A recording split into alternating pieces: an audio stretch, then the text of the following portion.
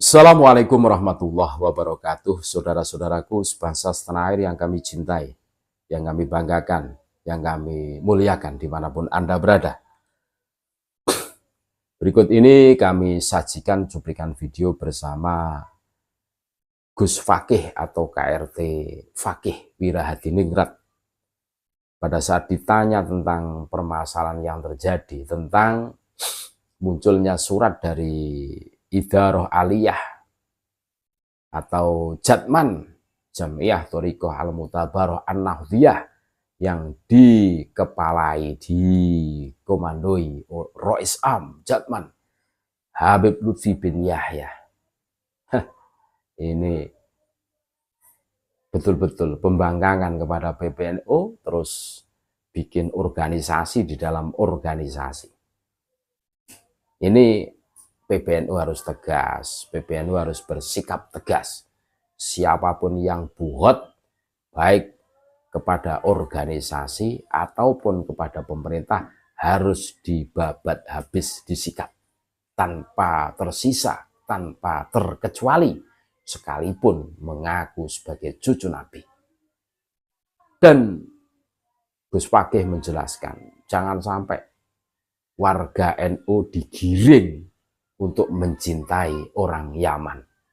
Jatmi menjadi Jatman, Jamiah Thoriqoh Yaman. Jangan sampai. Hari ini kita harus cerdas. Hari ini kita harus bisa memilah dan memilih mana yang harus kita ikuti, mana yang harus kita buang jauh-jauh ke laut sana.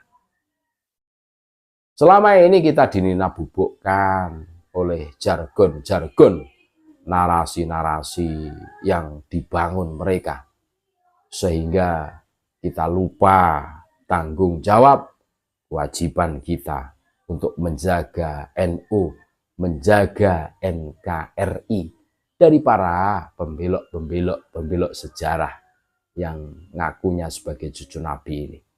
Kita harus bangkit, kita harus tegas. Waktunya kita menyadari semuanya. Untuk lebih lengkapnya, mari kita dengarkan bagaimana Gus Fakih menjelaskan kepada kita semua. Baik, bismillahirrahmanirrahim. Kalau menurut saya memang polemik nasab ini memang pintu dari semua terbongkarnya kejahatan dari klan Ba'alwi Yaman ini. Karena apa? Karena mereka ini kan lakunya kan hanya di NU, di Persis, Muhammadiyah, apalagi Al-Irsyad, mereka jelas nggak laku. Klaim sebagai cucu Nabi jelas untuk mengkooptasi umat Islam. Dan di antara umat Islam itu yang paling mayoritas adalah NU. Dan NU sendiri mempunyai suatu doktrin sangat memuliakan dzurriyyah Nabi atau keturunan Nabi gitulah. Pada akhirnya klan Ba'alwi ini kan merajalela. Mereka membagi peran. Saya sepakat dengan 15 tahun yang lalu kakang mas saya Kiai Sahril Rahmat ini sudah menyampaikan bahwa lihat nanti mereka ini membagi peran dan membagi orang di setiap lini. Ada yang bermain kasar di FPI, ada yang bermain sok moderat, ada yang bermain solawatan, nyanyi-nyanyi kan begitu. Konser ya, konsernya sambil dawir. Ada yang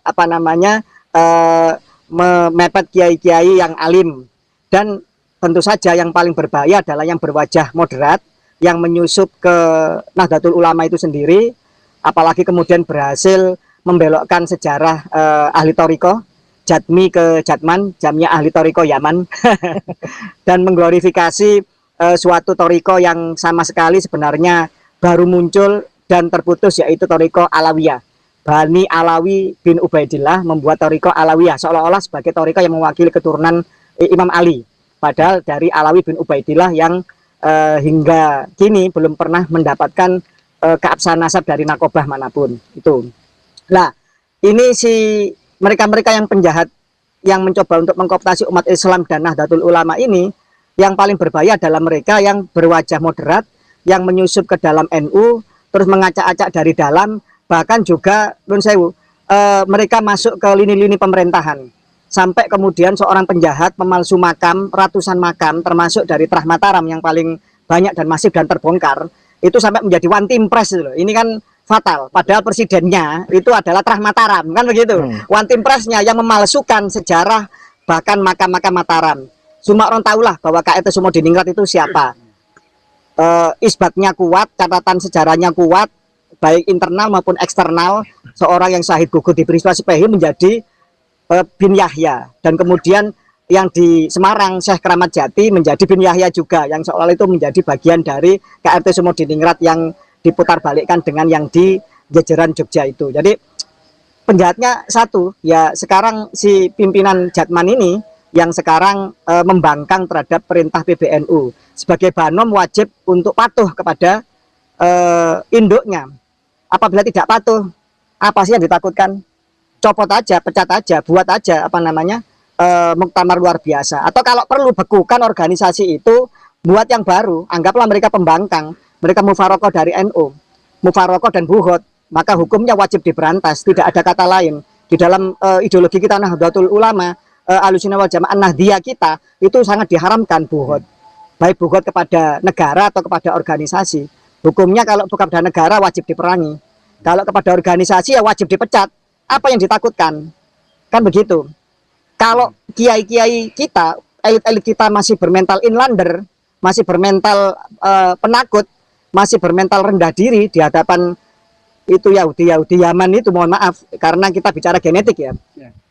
Maka bagaimana dengan nasib rakyat yang di bawah, yang didatangi kemudian tiba-tiba sholawatan, jual minyak 10.000, minyak wangi menjadi 2 juta dan seterusnya, melakukan pendawiran, merampas, kejahatannya jelas gitu loh, jejak kejahatan jelas, dan itu sudah tersebar sangat masif. Jadi mereka tidak saja mengaku cucu Nabi tetapi juga melakukan kejahatan.